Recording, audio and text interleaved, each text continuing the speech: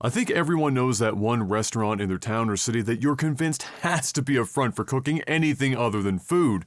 It was opened in 1986, and much like the menu, the only thing that's changed about the clientele is their age.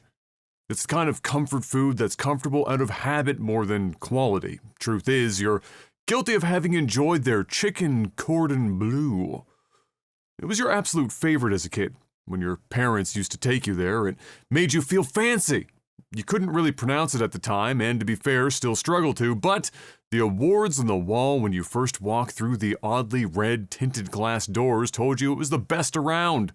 You clearly had great taste.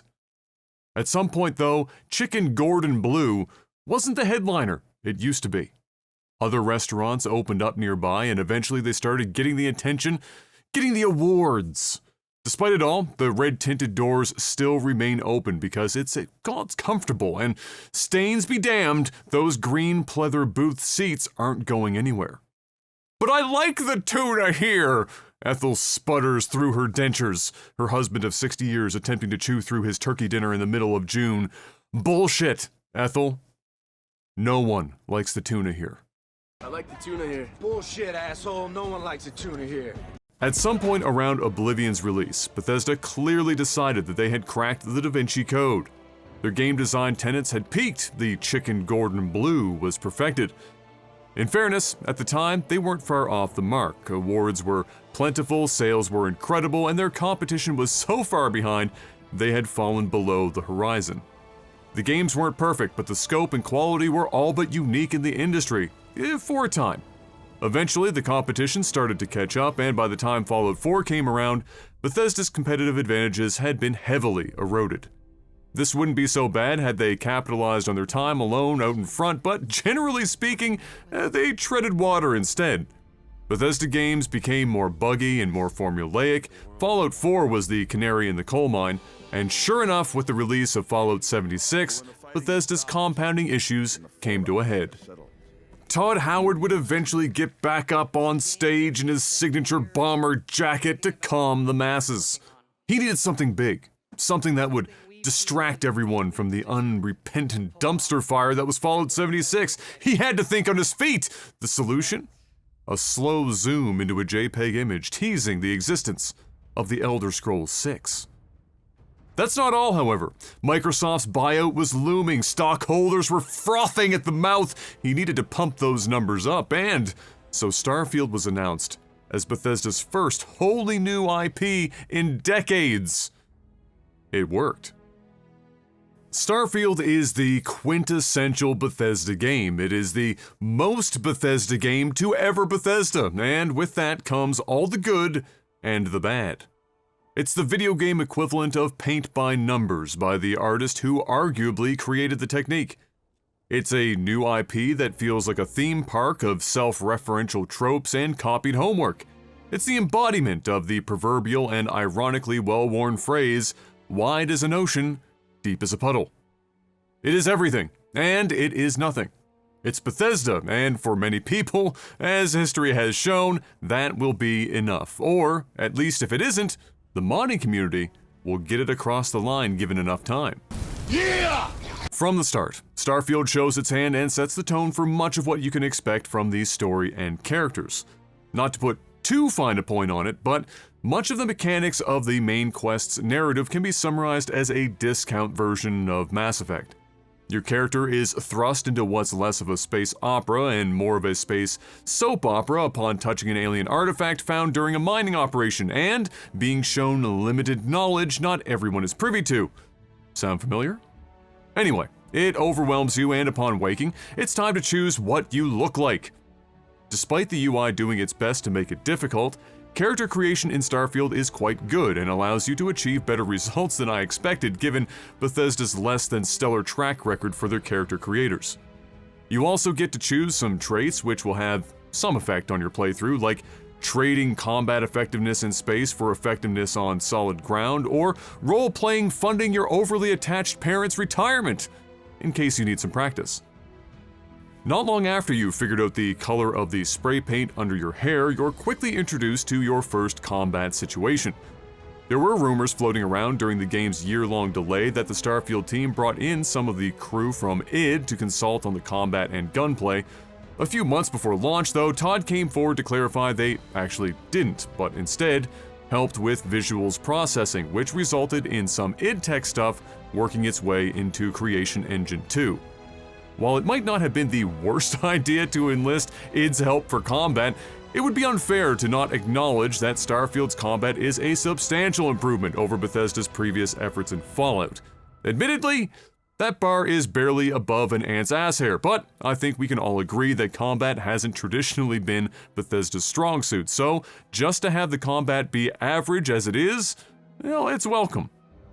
Guns feel okay, even when they don't always sound exciting, and there is good weapon variety overall. What's a bit bothersome, however, is the copious ammo types that exist. It's a good thing ammo has no weight, because I gave up early on trying to memorize the ammo types of the guns that were rotating in and out of my favorites and just hoarded every ammo pack I came across. It would have been nice if when you hovered over ammo packs, it would give you a visual indicator that it's for your favorited or equipped weapons, because your only option is to go into your inventory to double check what you might need. This didn't have some sort of major impact on my ability to walk through essentially every encounter without much issue, but it is perhaps indicative of a broader issue with Starfield. Bethesda prides itself on creating believable worlds, and so clutter is a top priority. To further justify all the clutter, the majority of items aren't just interactable, but usable, whether for crafting, researching, healing, or buffing yourself, etc.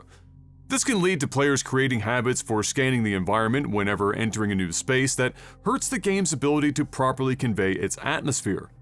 Your eyes are pulled in a million directions, often resulting in you staring at the floor or at shelves at a micro level instead of taking in the entire space as you pray for another Canuck double-double, or a keycard that opens a door leading to some random resource that inexplicably weighs 83 kilograms. Eventually, once you've learned what everything is, you get better at it and, well, the hit to the atmosphere isn't as hard, but it's absolutely a habitual hoarder's nightmare or a TLC producer's fever dream. Or both. That believable world bit has arguably always been Bethesda's North Star that guides all other design choices, and historically, the environmental artists have in no small part helped carry what in more recent titles has been less than stellar writing. The walkout moment that has been the opening centerpiece of essentially every modern Bethesda title doesn't exist in Starfield. Not just that, but there isn't a single moment that even attempts to emulate it, despite there being ample opportunity. After your initial combat experience, you're railroaded into the ragtag group of explorers called Constellation. As it turns out, they've been investigating other artifacts that are similar to the one that tried to warn you about the coming Reaper showed you a glimpse of some greater universal truth. They have some theories, but ultimately they need to try to collect more of these artifacts to solve their mystery. Given the artifact reacted specifically to you and nobody else, you're a pretty pivotal piece of this whole thing, so welcome to the team and get to work. Not so fast though. It's a hotly contested debate among many monocle-wearing video game enjoyers on social media as to how to play Starfield properly, and regardless of what many of the solutions suggested may be, it all comes down to one thing. Starfield's main quest and much of its content is slow to start, and uninteresting a lot of the time. This is especially true in the first 12 to 20 hours of the game, which had me quite literally falling asleep in my chair. Having completed all of the major side quests and many of the minor ones as well, I can say that it's probably not a bad idea to just mix it up and dabble a bit in just about everything. Try to take it a bit organically when possible and follow the occasional breadcrumb trail of quest lines as they are laid before you. If you grind out everything, just make sure it isn't the main quest, because other than being relatively short, it's just flat out boring until the last few plot points. You'll have a good 90 plus minutes of forced main quest to do before they take the bumper rails off and let you finally do whatever you want to do, however, so don't get any grand ideas too quickly. That's not to say the faction quests are spectacular, mind you, but 2 of them specifically are a substantially more engaging experience on average. The real problem is that while the broad strokes of its storytelling are serviceable, Starfield's moment-to-moment narrative, characters, and dialogue writing resembles something along the lines of a series of rejected Reader's Digest submissions. Dialogue occasionally has its moments where it's quite good, but it's almost always immediately rug-pulled by some terrible dialogue choices, or one of far too many Joss Whedon-ass millennial quips. The absolute worst and criminally frequent examples of these quips come from your companions, either when randomly addressing you or, worse, addressing one another.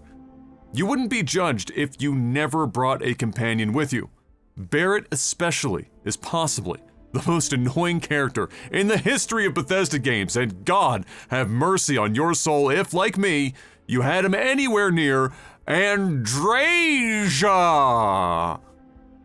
Sadly, I convinced myself that the benefits of having these particular companions on my ship outweighed hearing the 3 quips on repeat every few minutes. That's because while you can only typically bring 1 companion with you off-ship, you can have more than that on your ship, which can bring added benefits. Not that they're particularly noticeable, much like nearly any supplemental system in the game, but let's talk about ships before getting into that, because if you've been waiting for what's great about Starfield, then this is your moment.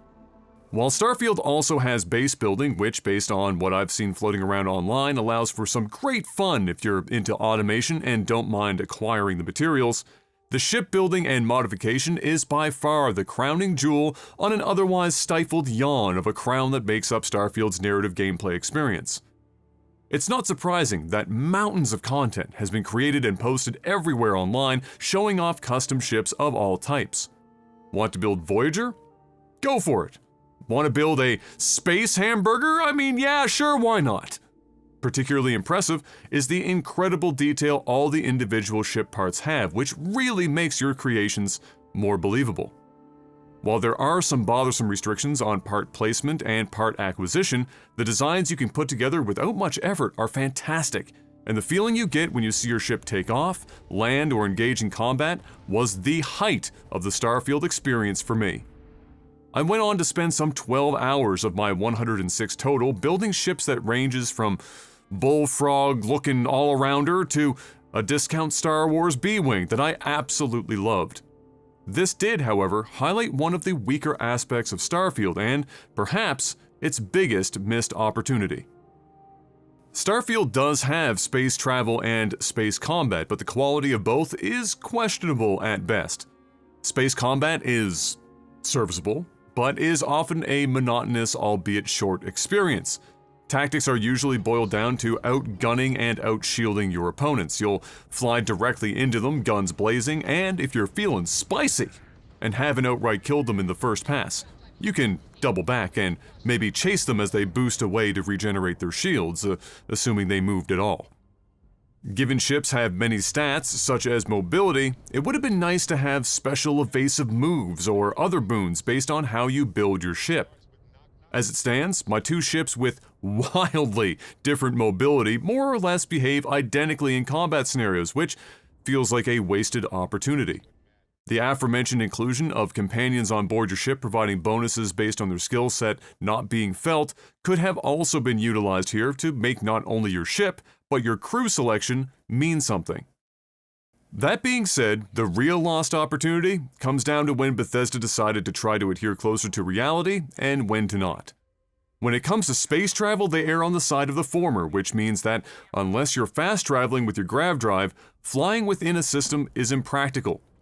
Without a speed between standard flight and grav drive space folding, this means that flying in your ship is limited largely to the occasional dogfight and space station docking.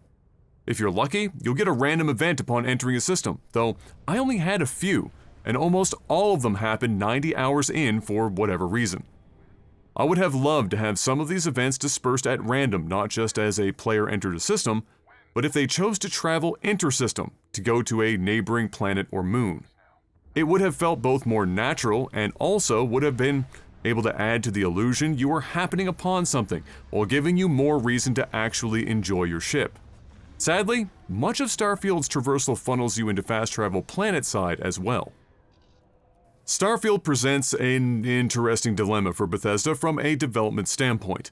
Historically, their games exist on more or less a single map, which allowed the environmental artists and team to get human hands on many of the areas the player would interact with, not just in the sense of completing a task, but even something as seemingly innocuous as sightlines and landscape sculpting to give players a special, atmosphere-filled, thematically bolstering view when simply going from one location to another. Starfield doesn't have the one landmass luxury, and instead it exists amidst a handful of hub cities and some 1,000 procedurally generated world surfaces.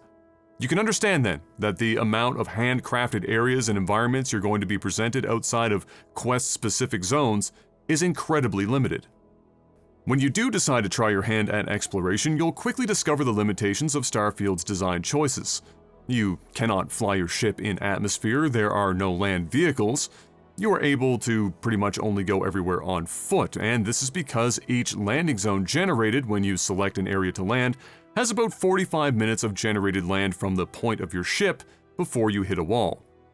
This might be less disappointing if there was much to do, but the reality is that you're staring down the barrel of some occasional mining, and if you do find an abandoned mine, for example, it's either spacers or aggressive alien fauna that you'll be killing for random loot.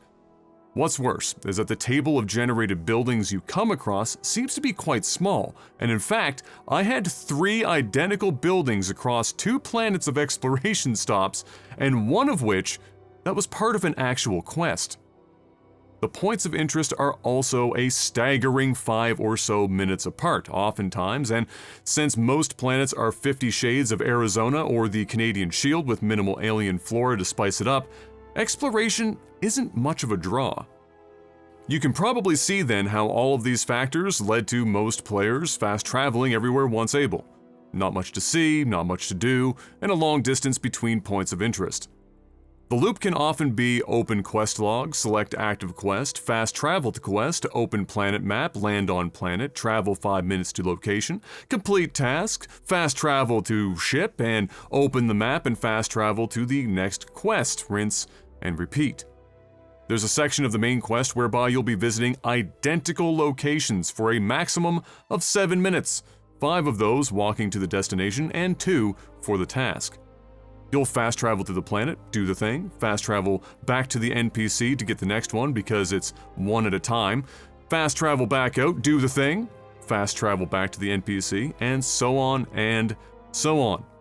The unfortunate part about all of this, fast traveling and having the game fractured the way that it is it ends up making the game world feel really small, and at least for me, made it much more difficult to stay engaged with it. More than anything though, it was Starfield's lack of visual thematic consistency that pulled me out of my immersion and made it harder to take seriously. Starfield really is built a bit like a theme park. You have your spaghetti western city, your legally distinct cyberpunk city, your stereotypical future garden world city, etc. It's one thing to run with the fair assumption that different colonies would have different cultures and architecture, but the way it's presented here makes it more of a parody than anything. The self-described NASA punk direction they mentioned in early dev teasers is easily the best part of the art direction, and I so desperately wish it had permeated into more than just primarily the ships and the odd interior space, because it's striking, detailed, and believable. The mix of touchscreen and analog switches and buttons is quite something when it all comes together. It feels like there were 2 distinct groups internally fighting over what direction to take the game. On one hand, Starfield looked like it was going to try and be a bit more grounded in reality and gritty, with even some remnants of old mechanics lingering behind for the final release, like ship fuel purchase. On the other hand, you have a distinctly less serious hand at play, clashing with the former.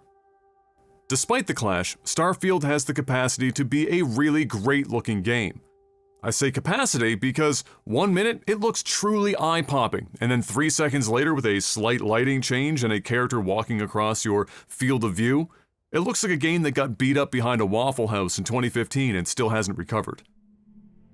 Look, I want to praise Starfield for having characters that are clearly better than previous Bethesda titles, but facial and body animations immediately age the presentation and gives you that real, authentic Bethesda game feel.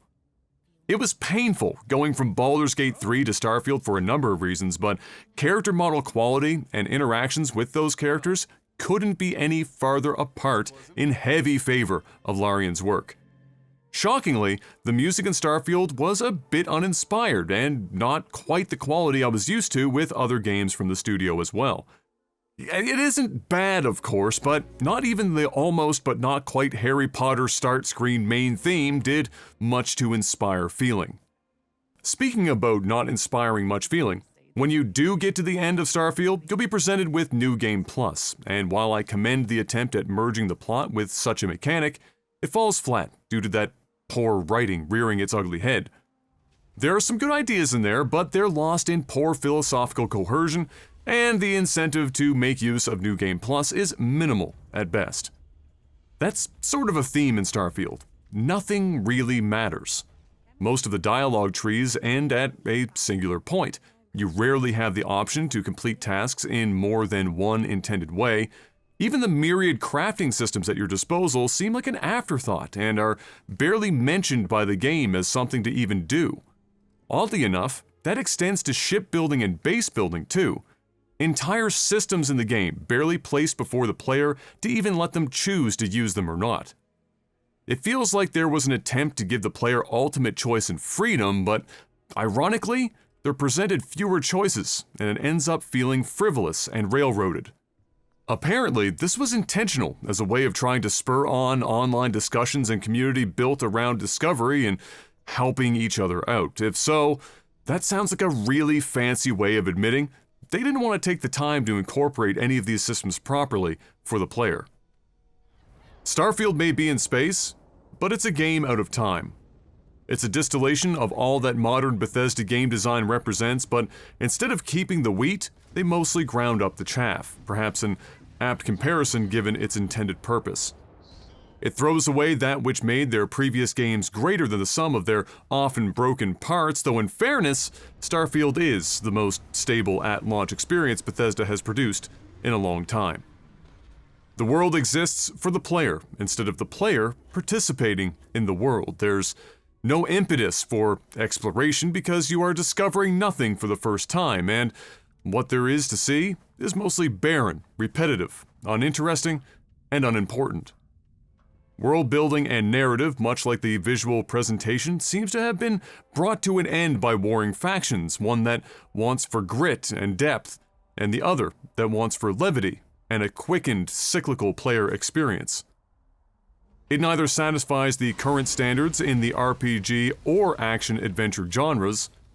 It's a purgatorial experience in both game design and player experience. It is mediocre in the most bitter sense of the word, and in many ways, less than that still. It is representative of little to no change in Bethesda despite the change in times, and a change in the price tag, but for some inexplicable reason, there will always be someone sitting in that dilapidated green pleather seat ordering it again. It is the tuna sandwich. Hey everyone, thanks for watching. If you enjoyed this video, make sure you give it a like, subscribe to our channel, and hit the bell icon so you're notified when new content arrives. Want to support Critical Hit more directly? Visit us at patreon.com/criticalhit with a Q to do just that and help us stay as ad-free as we can be. Thanks again, and we'll see you on the next one.